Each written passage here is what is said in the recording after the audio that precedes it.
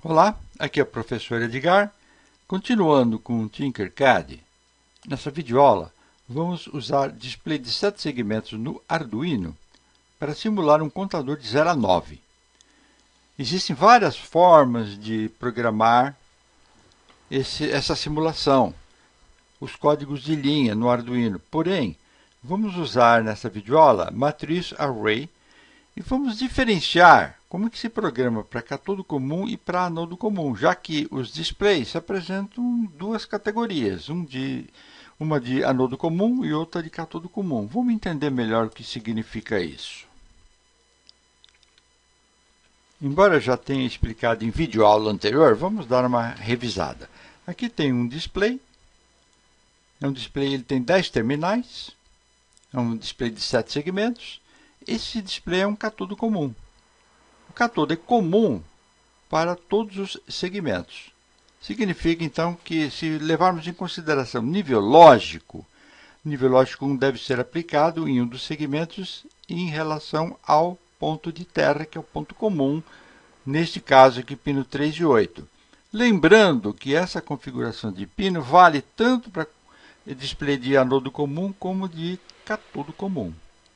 Então, eu vou estar polarizando, se eu aplicar nível lógico 1 na entrada A ou na B, na C, essa entrada aqui na realidade é o segmento, A, B, C, etc. Eu vou estar polarizando diretamente o LED e o segmento vai estar ativado, vai estar aceso. Então, comparando aqui anodo comum com cátodo comum, a diferença é que o ponto comum em anodo comum é o VCC. Veja aqui como que está configurado. E aqui é o GND. Nível lógico 1 é comum.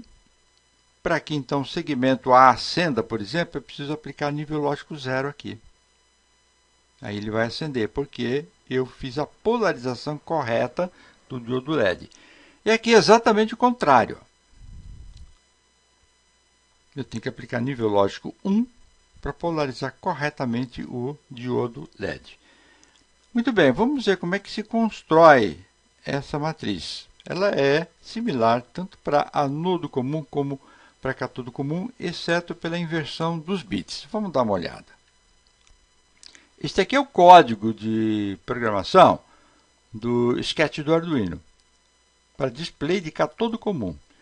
Então, eu tenho aqui um guia para formar a matriz, para construir a matriz. Em preto, níveis lógicos aqui que estão demonstrados em preto são para display de cátodo comum. Então, se eu quiser mostrar o 0, por exemplo, ó, tem que ser tudo 1. Essa última coluna aqui é a coluna do ponto. E aqui nós temos 11 linhas. Então, vamos explicar aqui o que significa esse array. São dois arrays aqui, linha e coluna. Então, veja bem, eu tenho de 0 a 9, são 10 linhas, mais o ponto, 11. Colunas, de 0 a 7, seriam 8 colunas. Muito bem. Se eu não quiser mostrar o ponto, ou se o meu display não tiver um ponto, então eu vou ter aqui 10 linhas. Então, aqui passa a ser 10 e aqui passa a ser 7, porque não vou precisar dessa última coluna. E aqui tem uma variável constante que identifica os pinos do Arduino. Veja bem, arrays, colunas. Aqui eu vou identificar as colunas, aqui identifico as linhas, são os laços que fazem essa identificação. E depois eu tenho essas variáveis aqui, são as variáveis de execução do programa, pedindo, solicitando que ele conte de 0 a 9, ou seja, uma contagem crescente. Está aqui, ó, incremento. Muito bem. Se eu quiser converter isso aqui para anodo comum, eu preciso inverter todos esses bits aqui, é o que está em vermelho.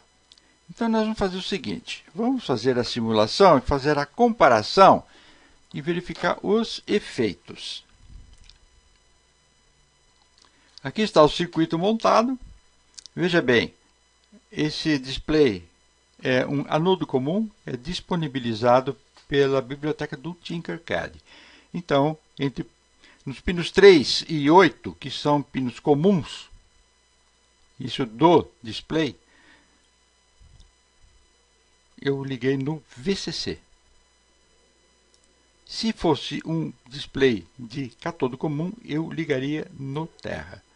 Muito bem, vamos analisar aqui os pinos do Arduino em relação aos pinos do display. Então, eu estou usando o pino 2 até o pino 9. E no display, eu tenho aqui a correspondência dos pinos. Ó. Observe aqui que eu tenho uma variável que identifica os segmentos em relação aos pinos do Arduino. 2, 3 até o 9. Aqui é um laço que faz a identificação das colunas, das linhas e a execução. Muito bem, o que vai acontecer aqui é o seguinte. Como essa programação, essa matriz em especial está definida para cátodo comum, então eu vou ter erros na leitura quando eu fizer a simulação. O que é interessante aqui é o seguinte, eu alterando aqui os níveis lógicos, ou seja, o que for 0 passa a ser 1 e vice-versa, eu não preciso mexer em nenhuma linha de programação aqui embaixo. Nós vamos fazer esses dois testes para vocês verificarem.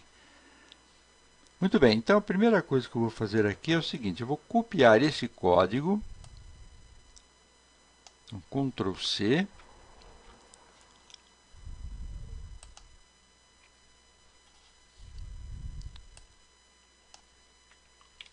Ctrl V. Então, a hora que eu ligar o simulador, eu vou ter aqui erros na leitura, por conta de os segmentos estarem despolarizados, ou seja, não estão adequadamente polarizados. É só verificar aqui. Ó. Olha, observe que eu não tenho noção assim de leitura. Completamente, né, maluco. Eu vou fazer o seguinte, eu vou mostrar agora o código corrigido, para a gente fazer uma comparação, e aí vocês tirar uma conclusão. Aqui está o código novo, já copiei para cá. Vamos interpretar. Esse código é o novo. Eu não eliminei o antigo justamente para a gente fazer uma comparação. Ó. Todos os bits aqui são invertidos. Todos os bits. Agora ele vai funcionar. Essa programação eu não mexi. Não houve necessidade. Não há necessidade. Então agora nós vamos ver. Ó, ele começa no 0, vai contando.